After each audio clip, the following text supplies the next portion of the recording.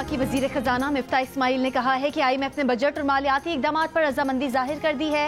मालियाती अहदाफ के तयन पर बात हो रही है जिस पर जल्द इत्तफाक कर लिया जाएगा।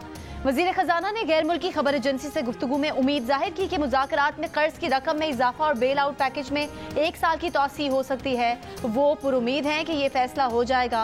मिफ्ता इस्माइल ने यह भी कहा कि मुज़ाकरात में उन्हें किसी रुकावट का खदशा नहीं। उम्मीद है इब्तदाई तौर पर मजमूई माशी सूरत हाल और मालियाती अहदाफ पर इत्तफाक राय हो जाए, बाज़ाब्ता मुआहदा उसके बाद किया जाए।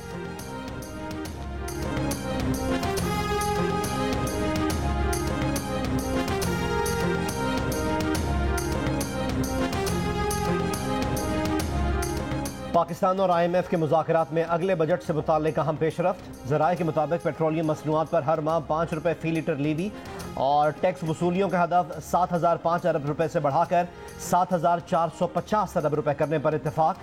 IMF ने पेट्रोलियम मसनूआत पर 50 रुपये फ़ी लीटर लीवी आयद करने का मुतालबा कर रखा है। ज़राए का कहना है कि वज़ारत ख़जाना ने गुर्बत टैक्स की शरह बढ़ाने पर रजामंदी जाहिर कर दी है। IMF का 1 जुलाई से पेट्रोलियम मसनूआत पर 11% की शरह से सेल्स टैक्स वसूल करने का मुतालबा। तर्जुमान IMF के मुताबिक पाकिस्तानी हुक्काम से IMF के मुज़ाकरात जारी हैं।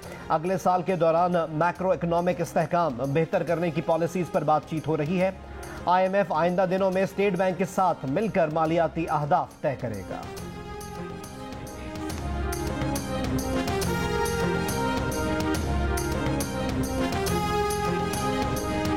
साबिक वजीर खजाना शौकत तरीन कहते हैं कि 10 जून को खानापुरी बजट आया, उसका मतलब ये है कि ये असल बजट नहीं था।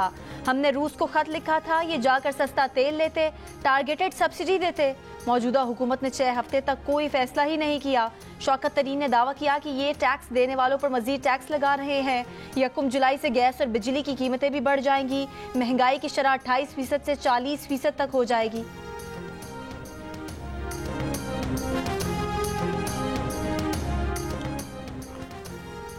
अगर ये IMF का बजट है तो इस मुश्किल बजट के साथ हमें कौन बांध गया। अगर मुश्किल फैसले ना करते तो मुल्क दिवालिया होने की तरफ चला जाता। वफाकी वजीर शहरी रहमान का कौमी असम्बली में इज़हार ख्याल। कहा कशकोल तोड़ने की बातें करने वाले ने क्या किया। तबाही सरकार 100 दिन में इनकलाब लाने आई थी। जो बोझ पड़ा सबको नजर आ रहा है, मुश्किल फैसले करने पड़े।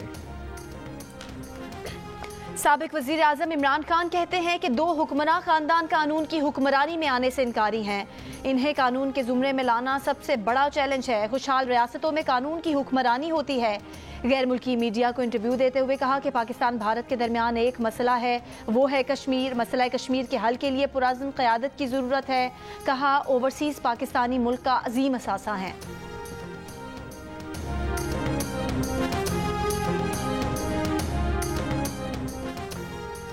वफाकी वजीर एहसन इकबाल कहते हैं कि हुकूमत ने नैब कवानीन में बुनियादी तरमीम की हैं। ये वही तरमीम है जिन्हें इमरान नियाजी ज़रूरी कहते थे। करप्शन पर वो लेक्चर दे रहा है जिसकी हुकूमत में करप्शन ने नई बुलंदियां छुई। इमरान खान को चंदा देने वाले को लूट मार का इजाजतनामा हासिल था। मनफी सियासत और इमरान नियाजी का राग कौम के सामने फाश हो चुका। पीपल्स पार्टी और मुस्लिम लीग नून का पंजाब के ज़िमनी इलेक्शन मुश्तरका तौर पर लड़ने का फैसला। सूबाई वजीर अता तारक कहते हैं कि हर नशिस्त पर हमें पीपल्स पार्टी की हिमायत हासिल होगी। पीपल्स पार्टी के उम्मीदवार अपने कागजात नामजदगी वापस लेंगे। गवर्नर्स से मुतालिक एक दूसरे के साथ मुशावरत का अमल बढ़ाएंगे। हसन मुर्तज़ा ने कहा कि पीपल्स पार्टी का मुस्लिम लीग नून में इंजमाम नहीं हो रहा।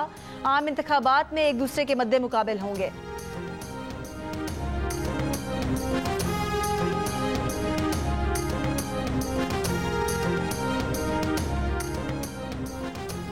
PTI और मजलिस वहदत मुस्लिमीन में इत्तेहाद। PTI रहनुमा शाह महमूद कुरैशी कहते हैं कि तमाम दीनी जमातें ज़िमनी इंतखाब में हमारा साथ दे रही हैं। PP 217 में मजलिस वहदत मुस्लिमीन ने ज़ैन कुरैशी का साथ देने का फैसला किया है। हम जानते हैं ज़िमनी इंतखाब में मुस्लिम लीग नवाज के इरादे क्या हैं। 20 हल्कों में हम उम्मीदवारों का नहीं, सिस्टम का मुकाबला कर रहे हैं।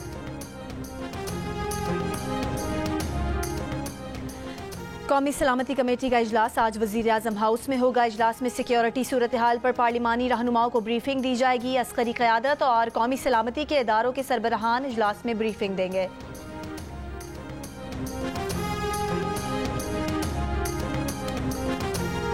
अमीर जमात इस्लामी कराची हाफिज नईमुर रहमान कहते हैं कि इलेक्शन कमीशन अपना काम दुरुस्त नहीं कर रहा। इलेक्शन कमीशन पर सिंध हुकूमत की छाप लगी हुई है।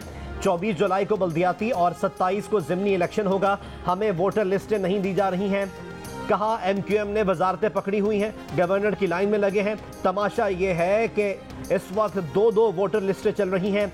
शहरियों को हतमी और गैर हतमी लिस्ट में उलझा कर रखा गया है।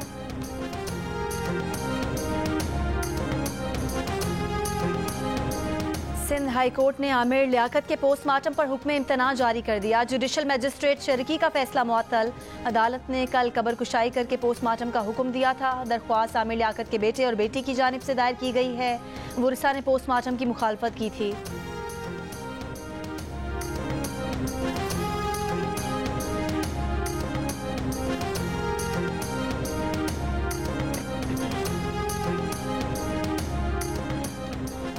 खैबर पख्तूनख्वा में बारिशों के बायस 293 फीडर्स ट्रिप कर गए। मुख्तलिफ इलाकों को बिजली की फरहमी मुअत्तल। पेस्को हुक्काम के मुताबिक 40% फीडर्स पर बिजली बहाल, बाकी पर काम जारी है।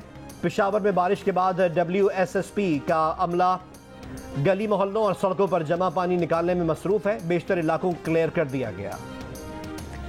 और अफगानिस्तान के सूबे पख्तिका में ज़लज़ले से 900 से ज़ायद अफराद हलाक, 290 से ज़ायद ज़ख्मी हुए। ज़लज़ले से मुतासर अफराद के लिए रेस्क्यू ऑपरेशन जारी। वज़ीर आज़म शहबाज शरीफ का अफगानिस्तान में ज़लज़ले से कीमती जानों के ज़िया पर इज़हार अफसोस। मुताल्लिका पाकिस्तानी हुकाम को अफगानिस्तान की मदद की हिदायत।